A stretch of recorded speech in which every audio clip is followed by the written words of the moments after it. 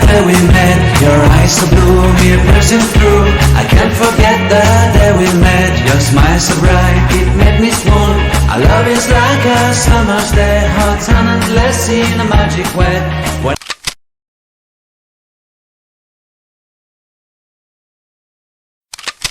Halo teman-teman, sekarang dari kelompok 8. Jadi sekarang orang ada di Bagara Manado. Bagara Manado ini adalah salah satu usaha yang bergerak di bidang kreatif dalam jasa melayani sablon polyflex, DTF, sablon manual, dan bordir. Jadi sekarang orang akan mewawancarai salah satu pengusaha yang ada di tempat ini. Ayo ke dalam. A few moments later. Halo teman-teman, jadi sekarang berada sama-sama dengan owner pemilik dari Bagara ini. Halo Kak, boleh mau perkenalkan nama dulu? Saya Flory Charles Pangking.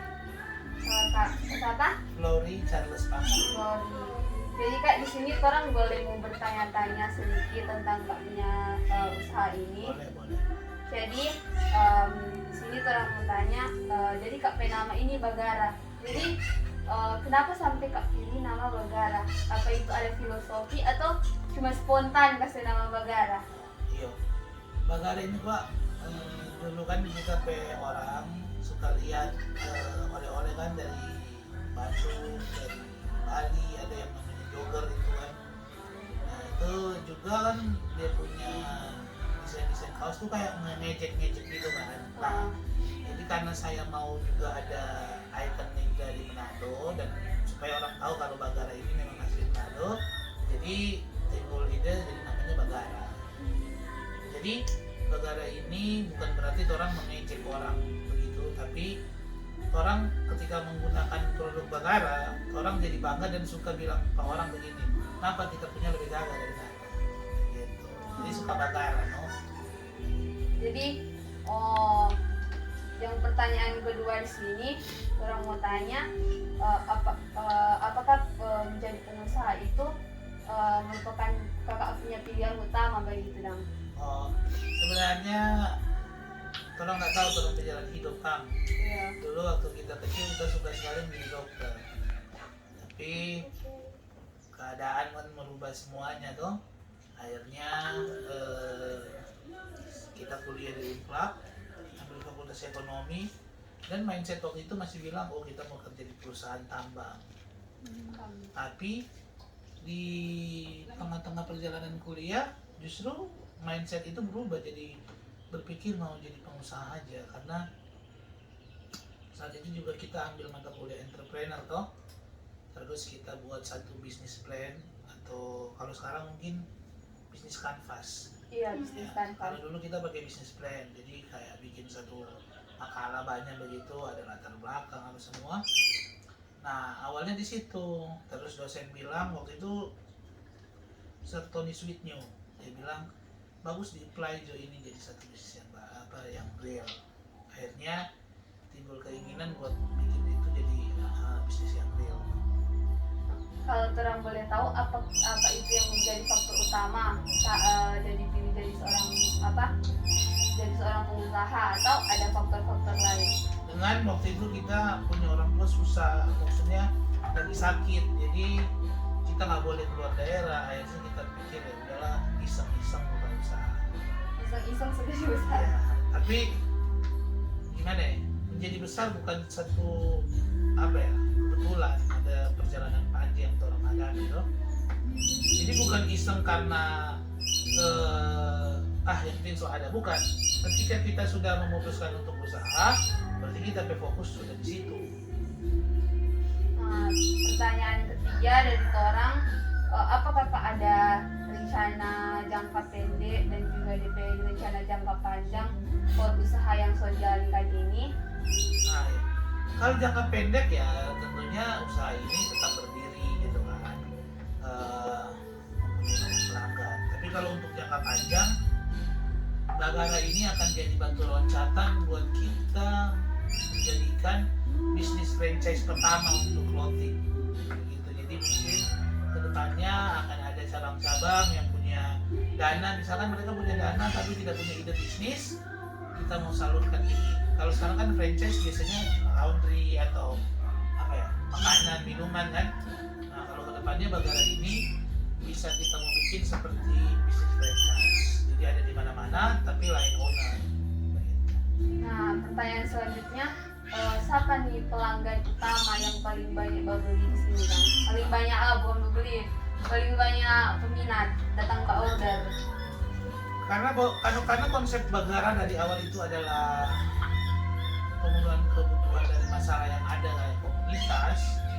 Jadi sebenarnya konsumen kita itu komunitas, tapi makin kesini bergeser.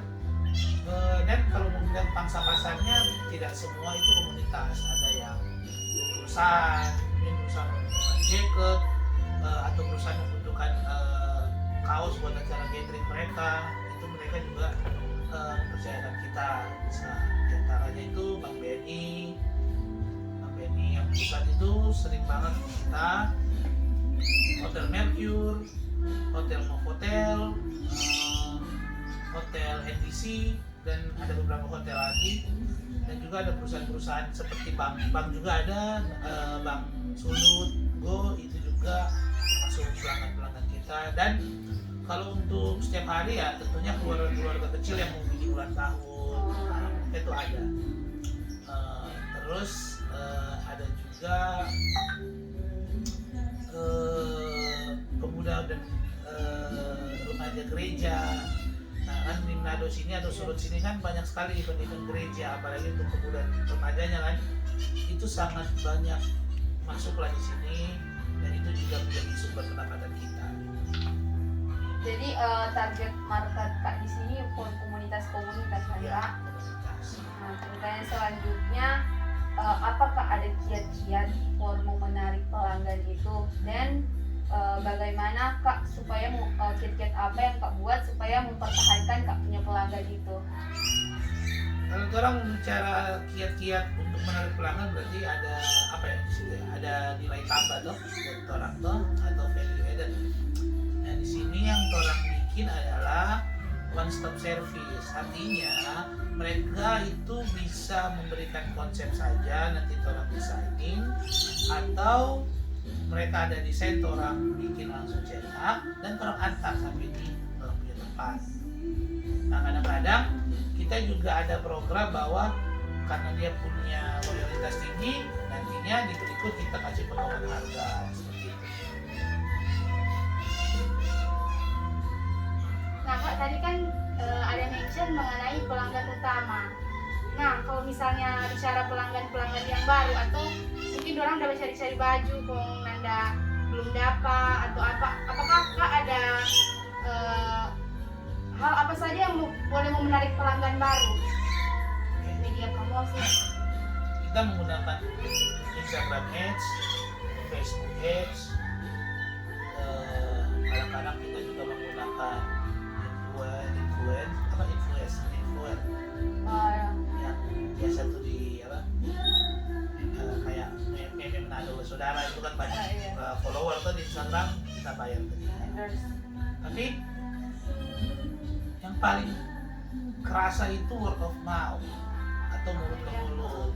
Jadi kita berusaha memberikan yang terbaik buat pelanggan lama, nanti dari mereka datang pelanggan baru. Jadi tidak melulu iklan itu maksudnya berdampak besar, tapi kita bikin kita punya pelanggan lama saja itu puas, itu justru akan berdampak besar karena banyakkan word of mouth. Jadi apa yang membuat produk atau kafe usaha ini terlihat berbeda dan lebih menonjol dari usaha-usaha yang lain kalau menurut Kak? Selama ini kita pernah juga bikin di Google Form kan, dia punya apa namanya survei ya, puji Tuhan kita pakai pelayanan, lalu kita punya cara maintain mereka, bagaimana kita maintain itu kayak ada jalin hubungan baik sama mereka. Jadi selama ini kita punya value added di situ, orang merasa bahwa kita punya tanggung jawab yang penuh terhadap apa yang mereka beli.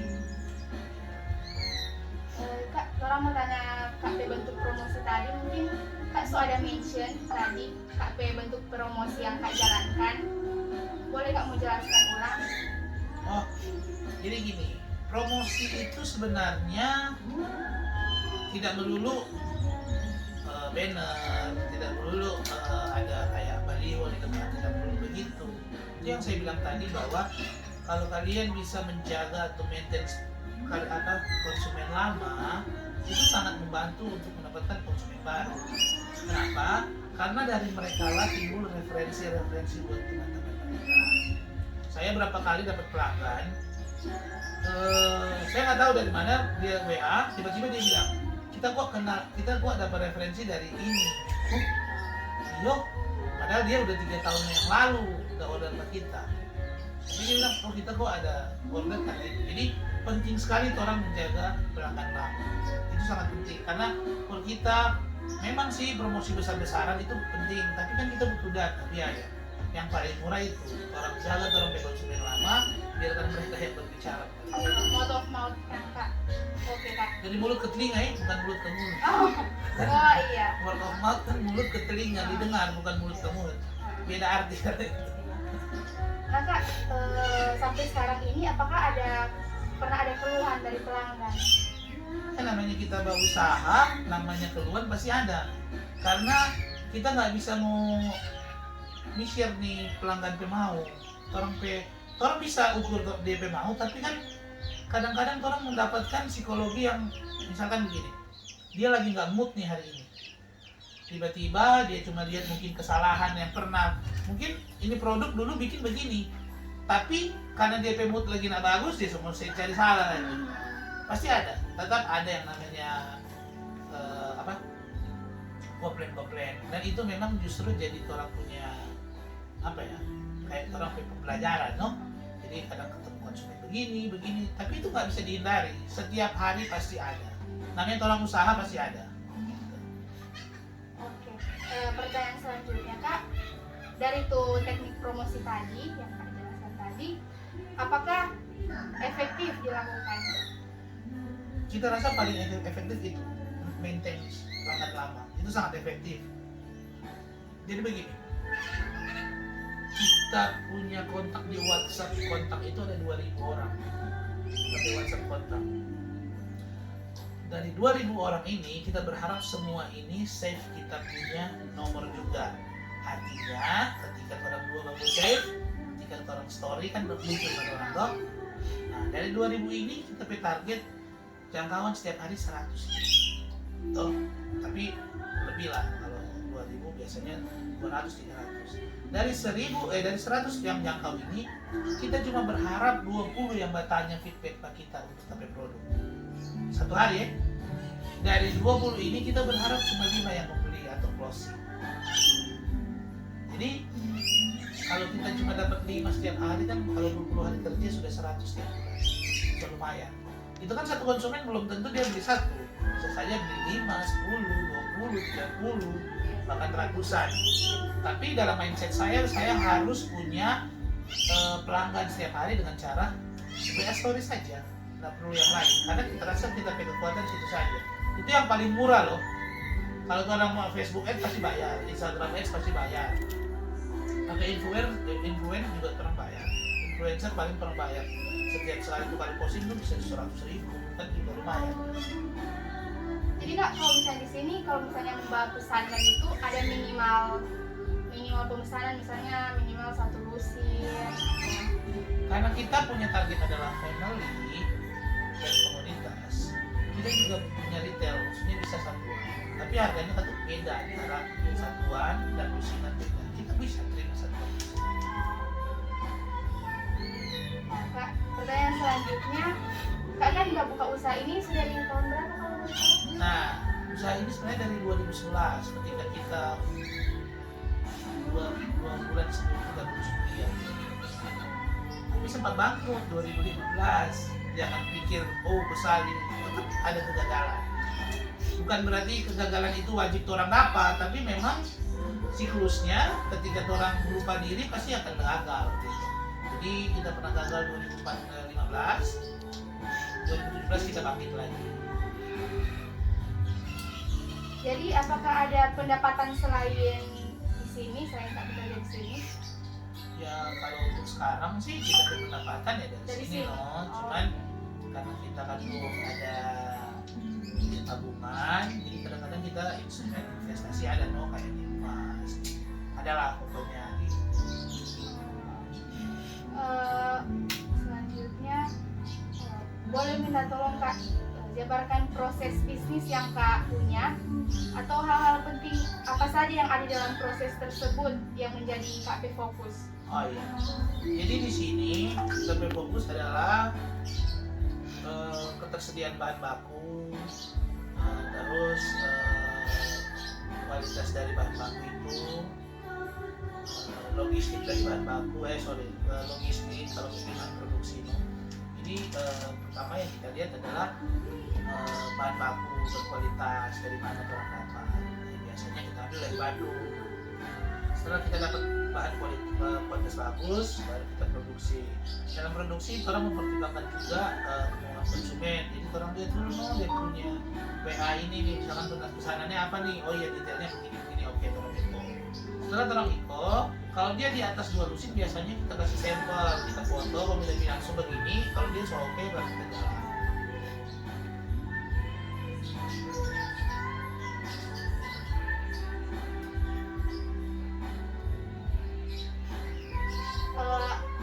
Mau tanya Kak, ada sumber daya apa saja yang Kak gunakan terkait produksi produk dan proses penunjang usaha Kak ini?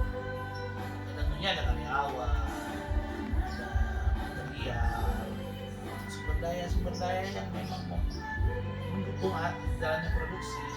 Jadi ya tentunya ada modal juga kan, tapi yang paling penting adalah karyawan pada saat produksi. Kalau boleh tahu Kak, ada berapa karyawan? Nah ini yang unik dari kita bisnis. Tapi karyawan untuk yang kayak gini di sini nggak ada. Jadi kadang kita yang kerja sendiri karena cuman ya bisa dibilang kita juga sambil isi waktu kan. Nah tapi kalau untuk yang proses sablon manual, sablon digital, sablon manual, bordir itu kita ada karyawan. Tapi bukan di sini.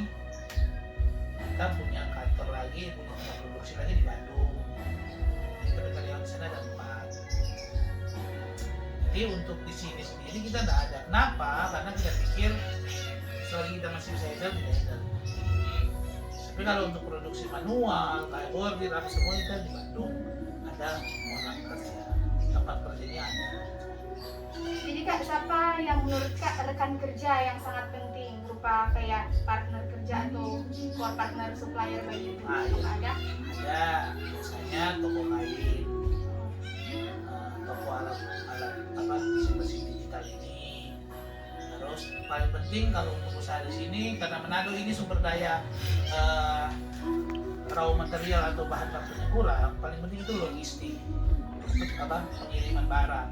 Kita ada kargo. Jadi kalau orang belajar di ilmu ekonomi itu ada supply chain management, rantai supply. Jadi dari distribusi, produksi sampai yang customer itu kita ada semua rekannya. Jadi kita karena kita tahu kita punya modal sedikit, jadi kita cari dulu sebaik-baiknya distribusi siapa ini yang bisa logistik yang bagus siapa. Karena orang juga berpacu dengan waktu kan. Kalau orang kalah dengan kompetitor kita akan kalah bersaing. Jadi orang benar-benar fokus di supply chain management. Tetap ada kerjasama ya. Yang selanjutnya, apakah Kak merasa biaya produksi yang Kak keluarkan itu sudah cukup efisien? Iya. Kalau efisiennya ada, ya relatif. Padahal level kita di logika begini, dibanding kita pakai orang kerja di sini, lebih baik kita pakai orang kerja di luar. Karena dari segi gaji lebih kecil. Kalau di Bandung lebih kecil daripada di sini. Kenapa? Karena di sini kadang-kadang mau gaji 50.000, contoh ya 50.000, mereka hanya bisa memproduksi 50 kaos. Sedangkan di Bandung saya gaji 50.000 itu bisa produksi 200 kaos. Jadi lebih saya pilih untuk mempekerjakan orang di sana daripada di sini. apa saja yang paling Kak perhatikan? Dan apa yang membuat Kak memprioritaskan waktu terhadap biaya tersebut, berupa biaya penting berupa yang Kak sebutkan tadi kan? Jadi kalau biaya paling penting tentunya bahan baku, karena orang tahu nih bahan baku dari kaos ini adalah kapas. Nah kapas ini dalam 2 tahun terakhir ini sudah naik sekitar 10 kali lipat. 10 kali lipat. 100% atau 2 kali lipat. Jadi kita juga sebagai pelanggan, sebagai pengusaha bingung. Orang saya naik harga ke konsumen lari. Orang nggak saya naik harga, orang tuh mati. Nah, jadi kita trik adalah kita berusaha tidak naik ke konsumen, tapi kita pakai yang namanya cost management, artinya di supplier kita boleh bayar 1 bulan. Ya. Jadi kita putar dulu di sini supaya konsumen masuk dulu di pedoi, baru kita mengerti nggak ada maksud. Jadi kita bayar panjang jadi kita misalkan kita beli kaos kita beli bahan baku di toko, kita bilang Pak kok kita baru bisa bayar bulan depan, tapi konsumen bayar cash ke kita, artinya kita ada doi putar lebih dulu tuh daripada. Jadi kita akalin untuk sekarang begitu.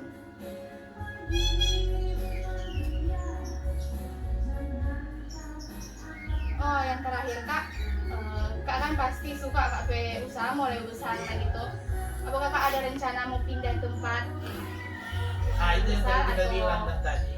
Kita tidak mau pindah tempat, tapi kita mau coba bikin sistem yang bisa mau jaring orang tertarik dengan usaha ini. Orang invest, tapi orang buat orang sendiri kerja. Jadi kita cuma mau jual ke PP barang, jadi franchise gitu. Jadi tadi itu merupakan pertanyaan yang terakhir. Jadi orang dari kelompok 8 Introduction to Entrepreneurship mau mengucapkan terima kasih buat Kak yang boleh meluangkan waktu buat orang mau tanya-tanya. Sebenarnya orang bilang tadi sedikit tapi lumayan panjang. Apa-apa. Sekali lagi orang ucapkan terima kasih buat Kak. Ya, Terima kasih. ya, sukses terus. Semoga sukses Kak Amin. berusaha. Amin. Thank you.